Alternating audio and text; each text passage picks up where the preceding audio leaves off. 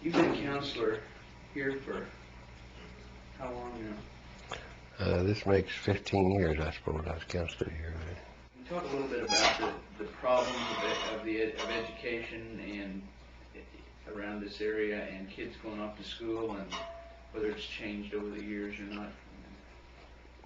I think that it seemed like for a long time here in education we were primarily educating people to become teachers.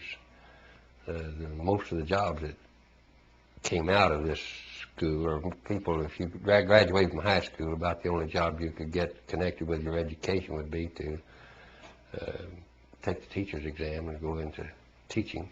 A lot of people did that. High school students it seemed like we furnished more carpenters than anyone else than in the state of Missouri out of Eminence. They go to St. Louis and work, come back on weekends, a lot of them. Some of them moved back and taken positions with the Park Service as carpenters that was doing this. In the last 4 or 5 years, the Park Service is working a lot of people here in this area. But education itself is seems like we've been more education-minded here in Eminence than we have in some of the surrounding towns. Our people here going on to college is higher than most places. I think we put a big push on education. The parents here put a big push on education. We're not, most parents seem to think, well, I want my child to have a better chance than I had. I only got a 4th grade or a 6th grade education.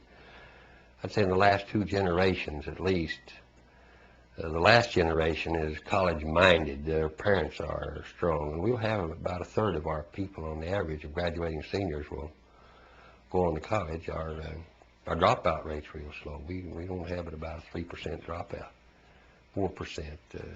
We've been maintaining that for some time. Did that used to be the case about dropping out? No, it used to. No, back. Well, of course, this 16-year. You have to go to state law that you go to school. You're 16. Made a lot of difference. But I've been here for 24 years, and dropout isn't a problem. Isn't a problem here at this school. We have some people, of course, that live in the area that will come to school maybe a day a week until they're 16 years old, enough to just satisfy the recruiting officer. And this family is, I think, as much of as any family that I ever knew, and that's this Pipe family, Willie Pipe family, and I've known him all my life, and all of his children really have gone to school here. Some. The earlier boys, I don't know how many in the family, there's about 9 boys, I think, and a couple of girls, but Frankie had come along to school during his freshman year. He'd come 1 day a week, and they'd quarrel at him. And Willie Pike wanted him to come to school, his dad, but Frankie was having too big a time hunting and fishing to waste his time, seemed like coming to school. And he came in here. We were good friends and hadn't had a lot of trouble with him. And he's a big, stout fellow. He came in here about the 1st of May. And walked in and said, how do I check out of this place? And I said, why, you wanting to drop out? And he said, I'm just wanting to check out and quit. And I said, well, you'd like to go ahead and finish your freshman year, wouldn't you? And he said, why? And I couldn't think of any quick reason. I said, well, you might want to come back sometime. No, he said, I'm not coming back. And I said, well, at least to have completed your freshman year would help you out some. Well, I can't know of any way that'd ever help me. And I said, when you be 16? He said, tomorrow. I'm not coming back.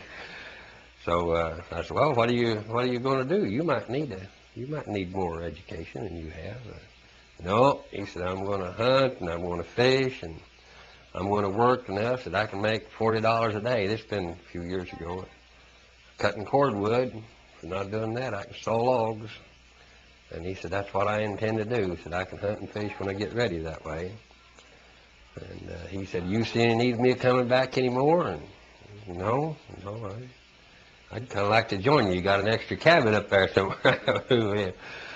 But I couldn't give him no argument to have him come back to school because we need some good cordwood cutters for charcoal. There's a lot of charcoal plants up there, and this is what he is going to do, and that's what he's doing.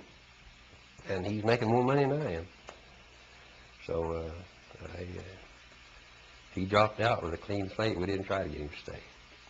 Is there a lot of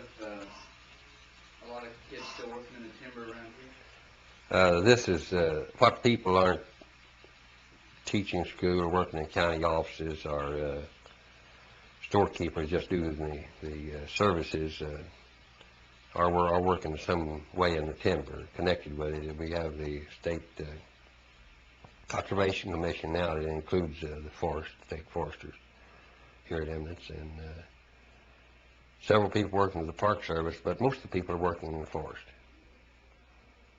Cutting logs, hauling logs, cutting stove wood. Most everybody, since this energy crisis come along, gone back to wood stoves.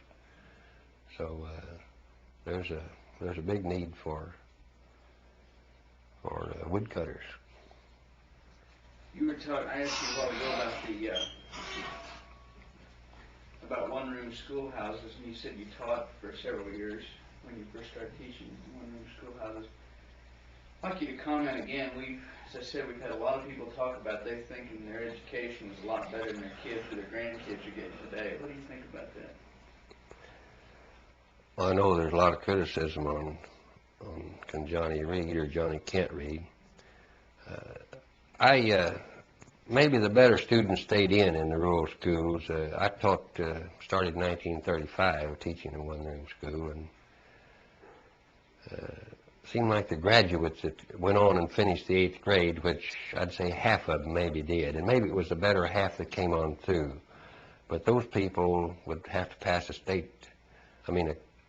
county exam, I suppose it was. Maybe it was made by the state before they go on to high school. A lot of them didn't. Very few of them would go on to high school, but those people seem to me have had the basics down a little bit better than the people that come into high school now. They were, of their age group at least, none of them rushed right on through, and they weren't promoted fast.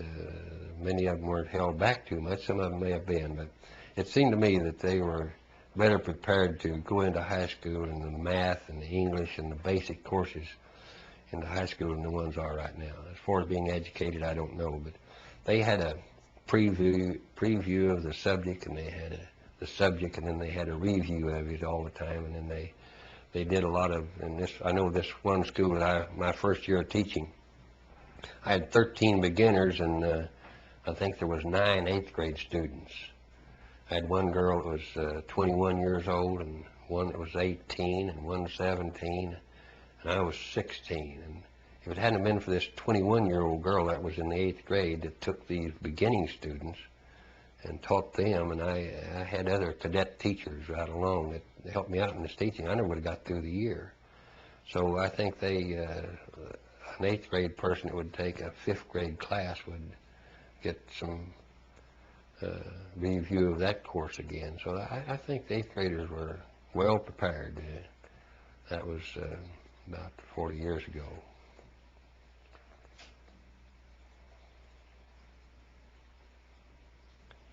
But that rural schools, there was about 90 of them in this county at that time, and now there isn't.